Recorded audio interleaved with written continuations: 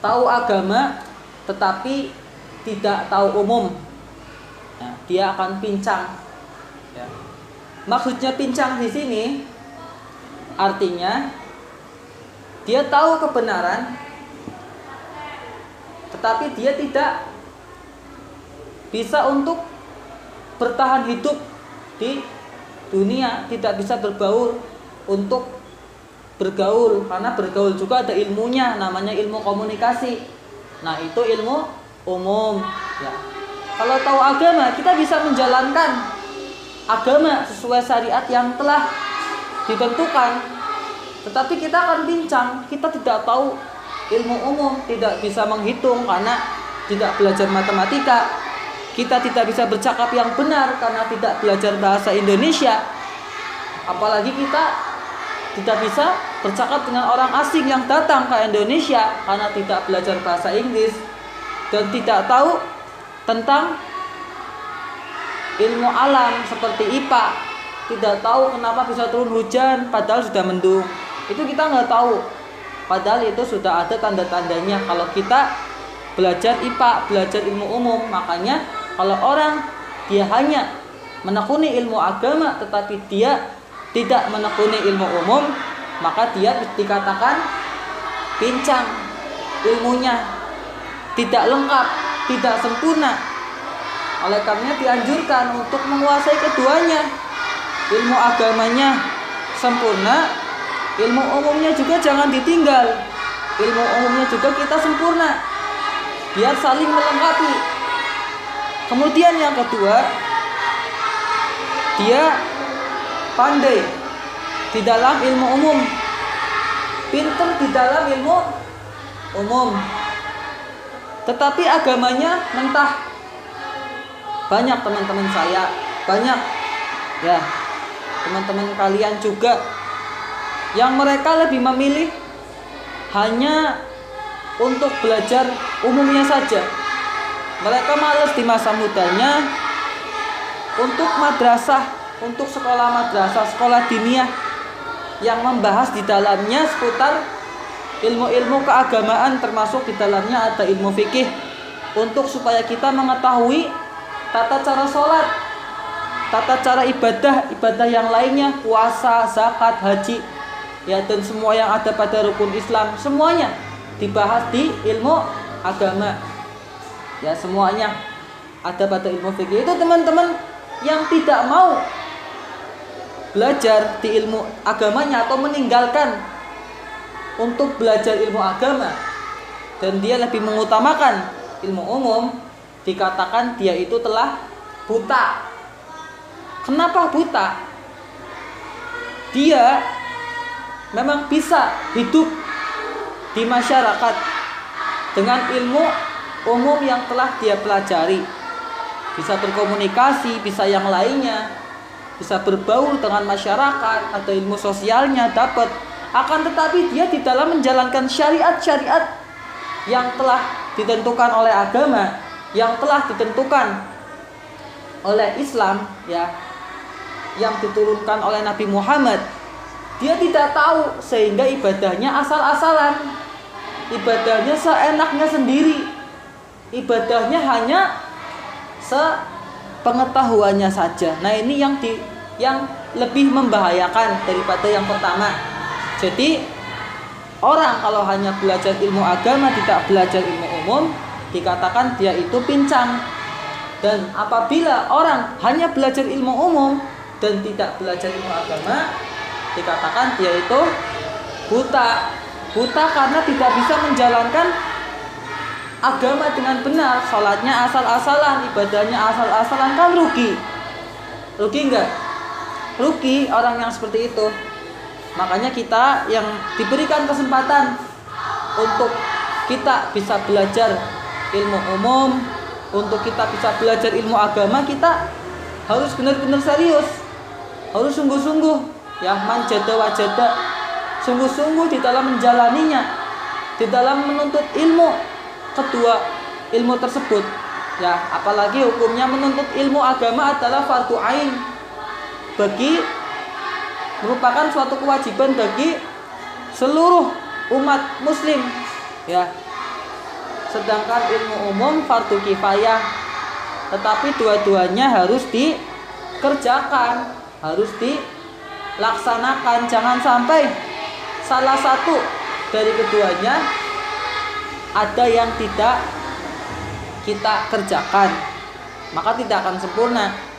Apalagi kalau dua-duanya ditinggalkan, itu sudah alamat, ya sudah alamat. Karena Nabi Muhammad SAW bersabda di dalam sabdanya yang berbunyi, ya, apabila di antara kalian, ya, yang berbunyi man aroda dunya fa'alaihi bil ilmi, barang siapa yang menginginkan kebahagiaan dunia maka harus dengan ilmu. Wa man aradal akhirat fa'alaihi bil ilmi, dan barang siapa ingin menginginkan keduanya maka harus dengan ilmu. Wa man aradahuma, atau bisa wa man arada dunia wal akhirah, bisa wa man aradahuma, barang siapa ingin menguasai keduanya fa'alaihi bil ilmi, ya. Jadi man arada dunia fa'alaihi bil ilmi, wa man aradal akhirat fa'alaihi bil ilmi, wa man arada dunia wal akhirat fa'alaihi bil ilmi, ya, atau wa man arada huma fa'alaihi bil ilmi. Barang siapa menginginkan kebahagiaan dunia maka harus dengan ilmu, dan barang siapa menginginkan kebahagiaan akhirat maka harus dengan ilmu, dan barang siapa ingin keduanya, bahagia dunia dan akhirat, juga harus dengan ilmu. Makanya ilmu itu nggak boleh kita sepelekan, walaupun ilmu umum, walaupun ilmu agama, ya, karena keduanya harus kita jalankan untuk kebahagiaan dunia dan akhirat. Barang siapa ingin bahagia di dunia maka belajarlah ilmu dunia atau ilmu umum, dan barang siapa ingin kebahagiaan di akhirat maka belajarlah ilmu agama untuk mendapatkan akhirat, untuk kebahagiaan akhirat di akhir nanti. Akhirat kan artinya akhir, ya, akhirat dari kata akhir artinya yang terakhir. Jadi kebahagiaan di akhir nanti itu akhirat. Itu semua harus dengan ilmu. Makanya di dalam Islam, di dalam kitab Ta'lim wa Ta'alim menyebutkan bahwasanya thalabul ilmi faridatun ala kulli muslimin wa muslimatin, yang artinya menuntut ilmu hukumnya wajib bagi setiap muslim, baik muslim laki-laki maupun muslim perempuan. Dan menuntut ilmu juga diwajibkan dari buayan sampai liang lahat, sebagaimana Nabi bersabda yang berbunyi utlubul ilma minal mahdi ilal lahdi,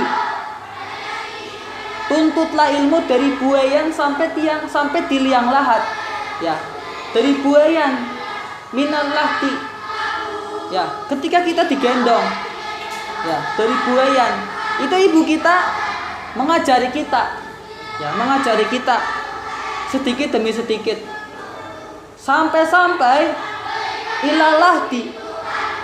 Ketika kita sudah di liang lahat, kita sudah dikubur, sudah diuruk dengan tanah, kemudian ada seorang ustadz yang memimpin untuk dibacakan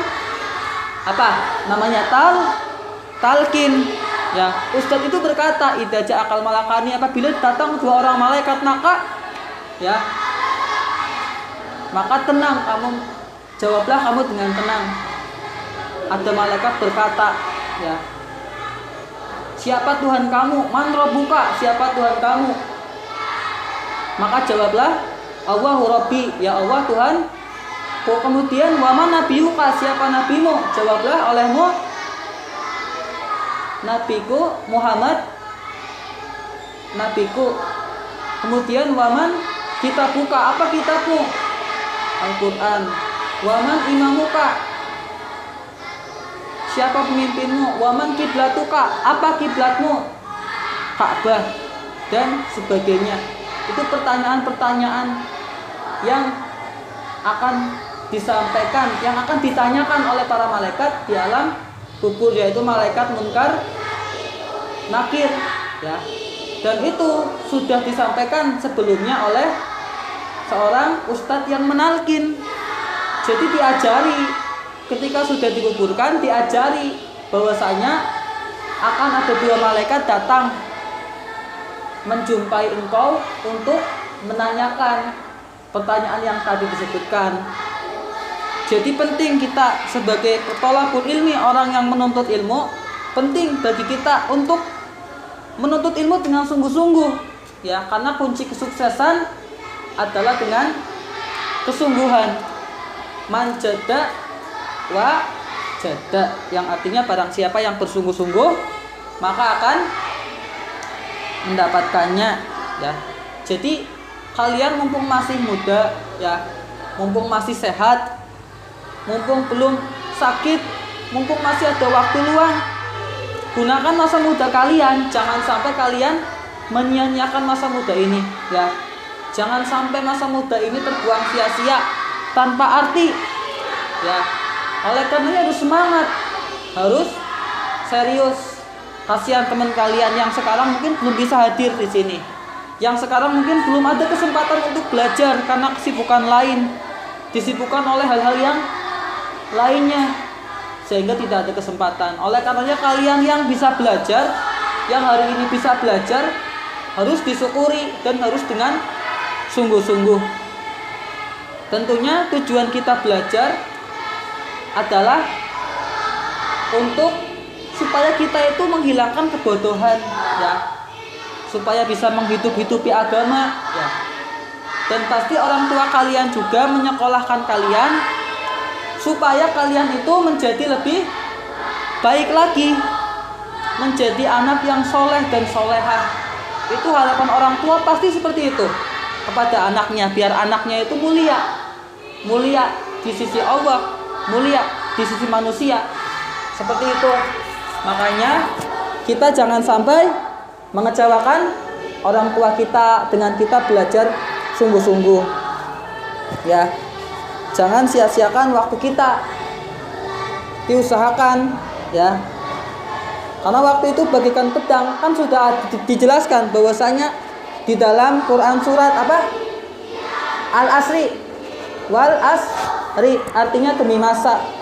Wal asri innal insana lafi khusrin illal ladina amanu wa amilus solihati wa tawassaw bil haqqi wa tawassaw bis sabr.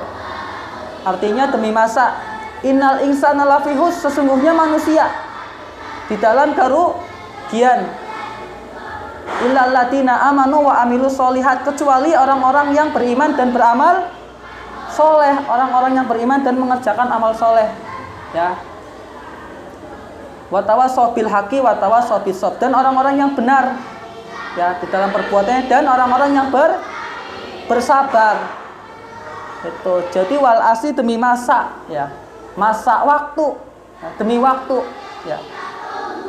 Oleh karenanya kita jangan sampai menyia-nyiakan waktu ini. Harus kita gunakan waktu ini untuk mengerjakan yang bermanfaat, ya.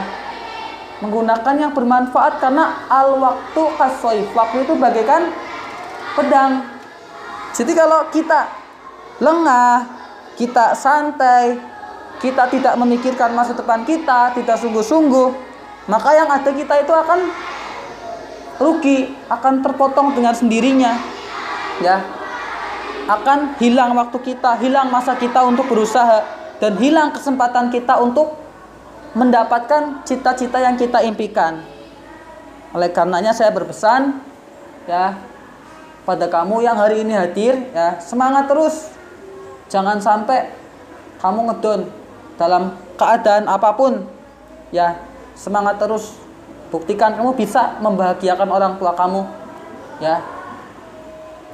Bisa membuktikan kepada teman-teman kamu bahwasanya kesungguhan kamu itu ada hasilnya dan tidak mengecewakan, ya. Seperti itu.